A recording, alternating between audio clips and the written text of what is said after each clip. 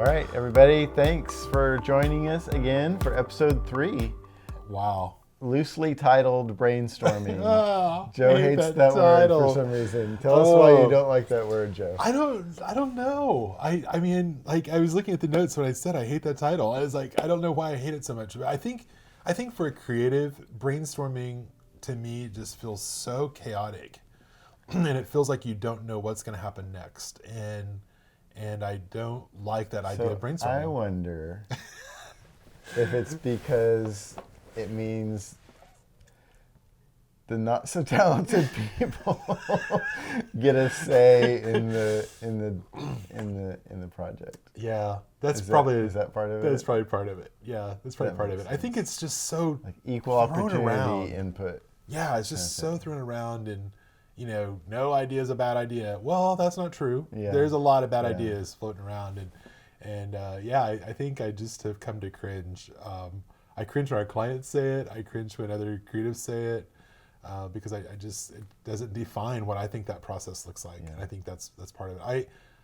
I want that creative process to be intentional and purposeful and, really, really contributing to I love the idea of collaboration on a creative idea. Yeah. I do get it's not just my ideas I'm trying to sell to other people.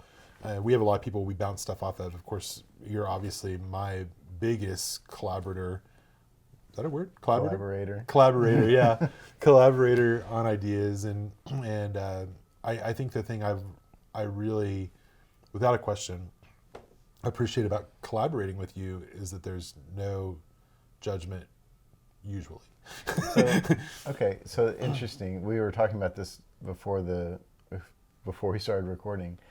You were asking me if I had any examples of good brainstorming sessions that I had in the architecture world.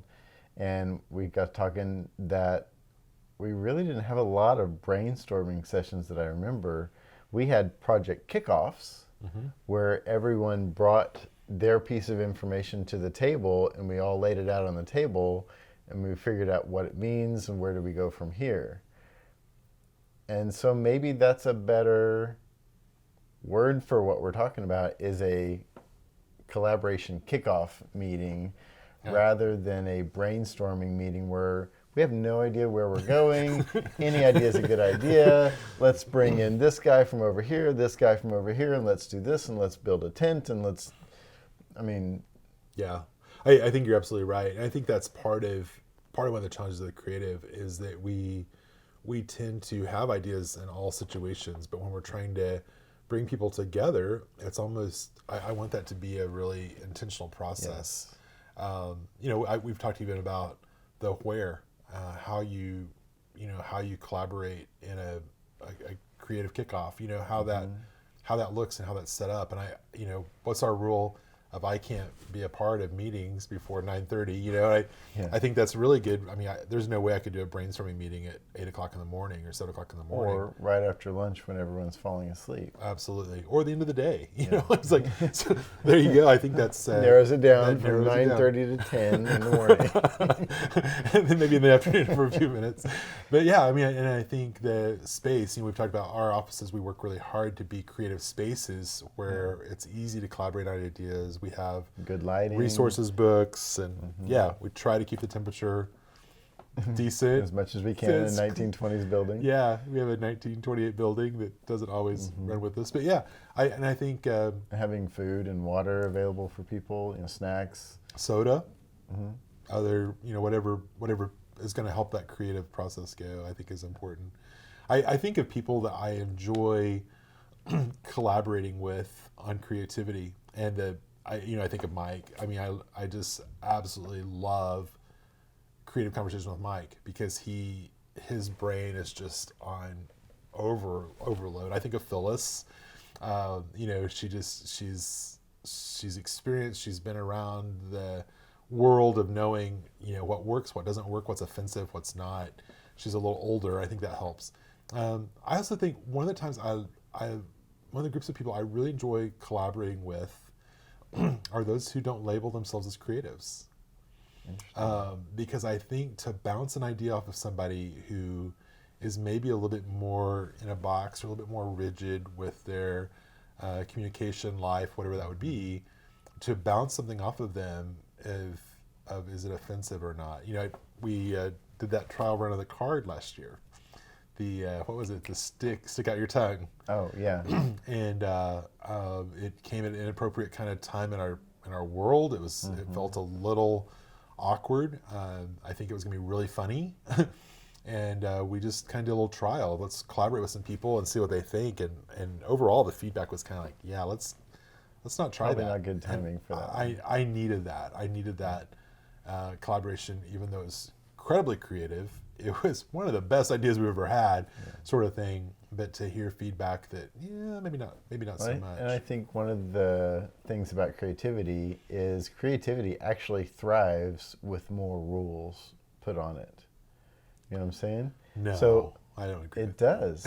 Because the more restrictions you've got on a problem, the more creative you're forced to be. Absolutely. And you actually come up with some pretty amazing ideas. So this idea of no idea is a bad idea, you really need some restrictions on, okay, we have $20,000 to spend.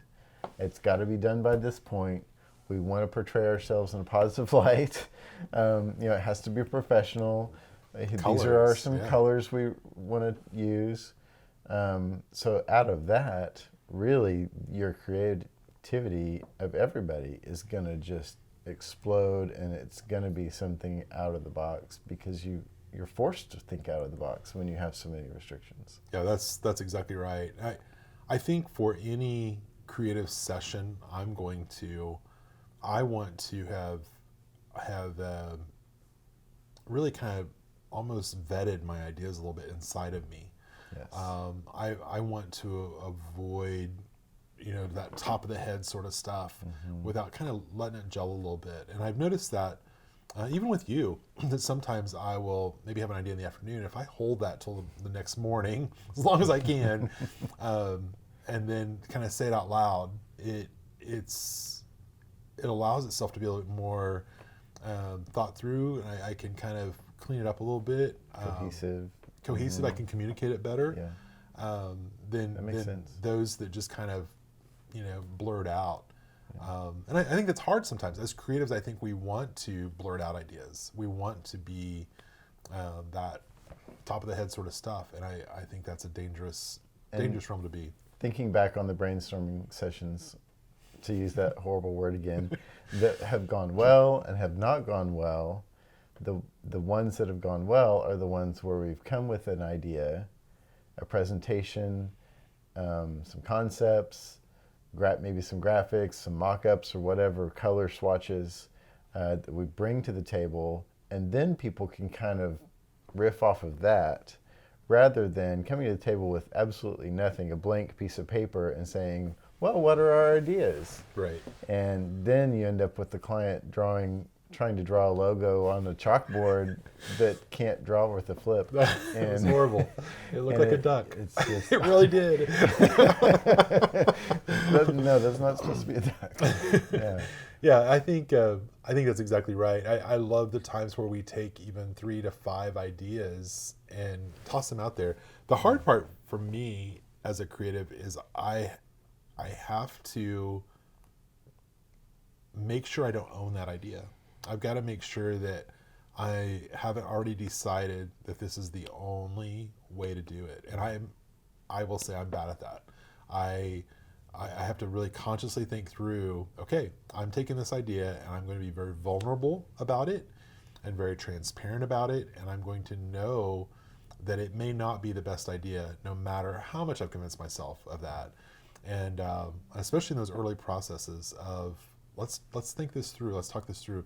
I think what happens to me more than anything is when a bad idea becomes someone's great idea and I don't buy into it. And usually because I have a red flag about it. It's usually because it sounds like something else. I think about the meeting just the other day where they have this great idea. Well, to me, it sounds just like another company in town that's almost competing for them. Mm-hmm. I was like, don't do that. And they couldn't see it. So, that's just a time to me. I have to think up something better and steer them away from that. And then ultimately, they are the client, and if they choose to go with a bad idea, then it is what it is, and I've got to accept it and move on and make it happen.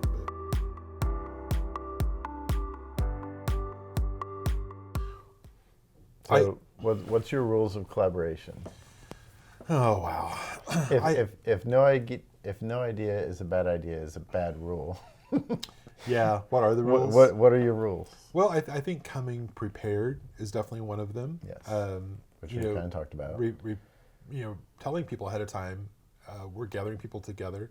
I think respect. I think definitely respecting people's ideas, Sure. and that's where the no idea is a bad idea comes from. Yeah. And sometimes I think we have to say that out good loud. Intentions. Yeah, we have to say that out loud of let's be respectful of people and their thoughts and ideas.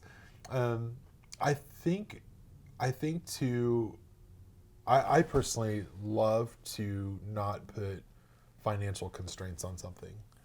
And I think that's a bad habit that a lot of us do, is you start talking about a kid's birthday party, you want to do a circus theme, and we can't have an elephant because we can't afford a circus, but then if you talk about, what could we have, what could we do, I think that kind of opens it up. Like, when you think of circus, what do you think of? And that's a bad example, but I think really to think through it, to think about,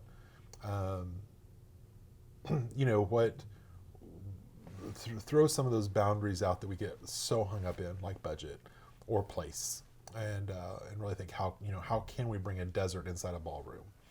How can we, if this is the best idea, how can we make this happen? And I really think, again, we've already talked about it a little bit, but that preparing the space is so important to me, of preparing what kind of environment it is and who's going to be at the table. And I know for us, a lot of times we struggle with what part of our team do we include, or when do we include them, or outsource people, contractors. Right. And I think for one thing, I tend to think there's people with different roles at the table. So I'm probably going to be a originator of ideas, and maybe my client is that originator too, and then maybe someone else is more that collaborator or really more of a contributor. They're more of, they can bounce stuff off of what we have. And then I think there's kind of the watchdog. I think the person in the room who says no when we say yes is really helpful.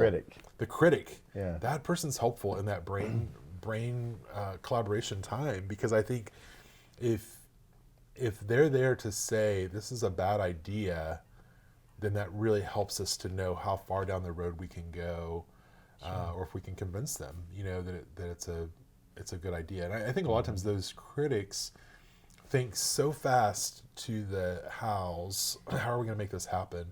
How are we going to, hang a chandelier from the ceiling of 100 guitars? How are we going to, have 5 people hanging from the ceiling, or whatever it is? Yeah.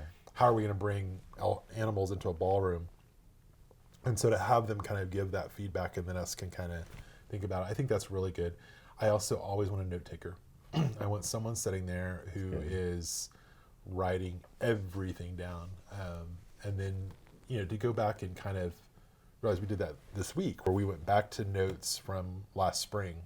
Last June. Almost a year. Yeah, almost a year ago, where we're going back and looking at notes to say this is what that process looked like, and this is where it was, and this is how it felt. I think to kind of have that in a note form.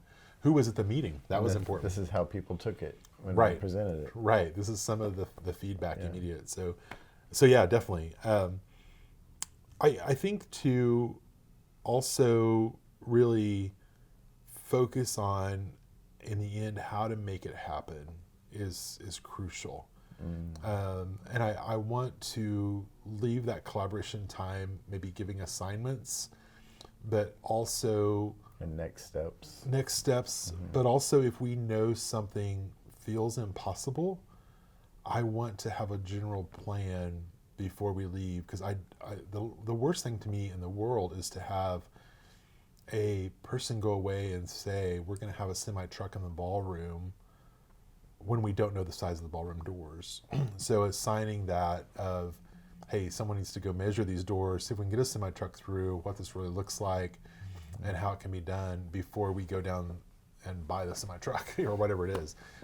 Real examples. So I think that's, again, that really intentional collaborative process is what gets the creatives in the right track. I think it's the chaos of the brainstorming session that gets us off track. I know one of my big fears, especially in event design and management through the years, has been my biggest fear, probably over and over, is over-promising and under-delivering. And I think that's one of the things that can happen in those brainstorming sessions, is you can begin to imagine the moon, and then when you bring back the reality of the budget, the space, whatever, those things can't happen. And so, I think about a fail we had a number of years ago, where we had kind of promised that we're going to do all these things. Well, then the budget kind of changed. We took some stuff out. We remanaged. We did some stuff, but we didn't fully communicate those changes to the client.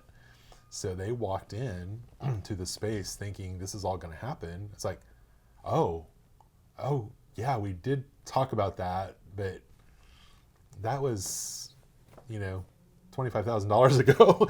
and so again, I think having that end of the results, if you're collaborating, then making sure you're going back with a clear plan, like we talked about last week. So that's just kind of where I think we get hung up a lot. And one thing, just kind of a side note, really, about just meetings in general, when you have a large group of people, I mean, think about it. How much money are you spending on that meeting for everyone? Because you're paying everyone in that room's time. What if it's $100 an hour and you've got 10 people in the room? That's $1,000 an hour that you're spending Absolutely. on this brainstorming session. So you need to make the best use of everyone's time in that meeting. Structure your meeting so it's intentional. Spending first 5 minutes laying out the project. Next 10 minutes we're going to talk about budget, constraints, whatever we have, and then we're going to start laying out some concepts we have. And by the end of it, we're wrapping up. And the last 5 minutes we're wrapping up and giving action items, and we're done. I love that. I think we probably could do a whole podcast on meetings. I think that's a great one to put on the list of ideas, because we learned years ago to do agendas, and personally I work really well from a timed agenda to know we've got an hour's meeting and we're going to get done in 55 minutes, because we'd rather be done early than to run over. And if we're at 55 minutes and we're not done talking, then we need to schedule a new meeting. Exactly. And I think that goes great with brainstorming as well, or that collaborative process. Really, really good point. I think the other thing I keep thinking about is the bringing the props or the other ideas with you to touch and feel. I think touching and feeling and smelling things really gets that collaborative kind of process. So I think about the event we did several years ago with the college, different college, where it was actually an art museum where we were going to unveil this Norman Rockwell collection. And there was a little bit of controversy involved. And we started talking about the Norman Rockwell side of things, was that just makes you feel good, makes you feel good inside. And so when we begin that presentation to our client and really that brainstorming time of what we can do, we intentionally planned that. And to remind us, I can't even remember what all we did. We really wanted kind of that all-American apple pie, grandma's house feel. And so we literally went somewhere and bought a fresh baked apple pie, brought it in with grandmother's china, the whole bit, glasses of milk. I mean, Silver. The meeting was at like 9 a.m, and so we were. But we had the silverware and everything, and an example tablecloth, and it just really communicated the mood and the story we wanted to tell with this event. And from there, we just were able to kind of go off it, and the client loved it. Because it was just kind of out of the box presentation, and totally bought the idea and the concept. And one of the funny stories that came out of that, we still all laugh about when we get the group of us together, the client and some of their people. They have an event manager on their team that is phenomenal. He's one of the greatest people I've ever worked with. He thinks through things. He can act fast. He can move fast. He's not always the most creative, and he'll say that very quickly, but he manages things really well. And so we're in this boardroom meeting with this apple pie and the milk and trying to create this whole thing. And so we're all kind of tossing out ideas of how we can do this idea better, how we can add to it or whatever. And our client's super creative and she has great ideas. And so he just pipes up and is like, hey, is this a time, I can't say it without laughing, is this a time that we could use those divided lunchroom trays where you have your the old-fashioned TV trays. The TV trays. And it was this moment of silence. And then everyone just starts laughing hysterically because it was that whole moment of this is a sophisticated event, very sophisticated donors. And, here we are talking about TV trays and that divided thing. And we still give him a very hard time about that. Fortunately, he's a guy that jumps on that and takes it. But that's a good example of something that was way off base and not at all the direction we were going. I like that you want to have food at the event. that's Todd's famous line. Trying to find something positive. Yeah, that's Todd's famous line. I like that you want to have food at the event. So anyway, and I know our time's about up, but anything else you can think of that you want to add from your perspective of that organized sense of planning and sense of responsibility? I think a good example of a brainstorming session that went well was, for this 50th anniversary that we planned. And we had some really high, speaking of valuable time, we had some people with some high dollars attached to their time. CEOs of companies. Yeah. And some great community leaders and everything. But we fed them breakfast and we had literally, I think it was about 30 minutes of brainstorming. And it was rapid fire. How about this? I know this person, I can bring this person in. And, we had someone taking notes furiously about all their ideas. And it was a powerhouse of ideas and connections. And it was Tom Hanks, Rob Lowe. Yeah. The rock band, AC/DC, whatever that was, that rock band. Yeah. It's on the list. Hard rock band. Yeah, it's crazy. Mm-hmm. So I think that was a great example of making the best of people's time, making the best of their creativity and their connections and their relationships. And then we went away and did the work. It wasn't on them to carry out the work, but I think we came out with some great ideas from those brainstorming sessions. And I think that's, again, the end goal is to have these incredible ideas, to have this incredible starting point when you have that intentional collaboration time. And that's, again, what I want to encourage you as creatives is have that group together, collaborate, contribute, present, do this stuff together, have a great meeting, and then walk away and do an incredible job. And take that as that starting off point. I love those words, kickoff, starting point, because I think that's where it's at. It's that beginning thing. So we would love to connect with you guys on what's going on in your world, helping you do better at these collaboration sessions, helping us do better at those. We always need help and ideas. And if you've had something that's worked well, let us know. My email is joe@rumbledrum.com. It's all one word. Yeah, let us know what you think of the word brainstorming. Yeah, that'd be fun. And of course, we're on social media, on LinkedIn, Facebook, Instagram. Visit our website. And of course, our podcast is available anywhere where you listen to your podcast, and on YouTube as well. So tune in and check it out. And if you're listening to us, you can also see us on YouTube. That's kind of fun. So that's right. Tune in next week. We got some exciting stuff coming down, and we're looking forward to, again, helping creatives grow their business well and do it with fun and have success. All right. Thanks for joining us. We'll see you next time. Have a great week.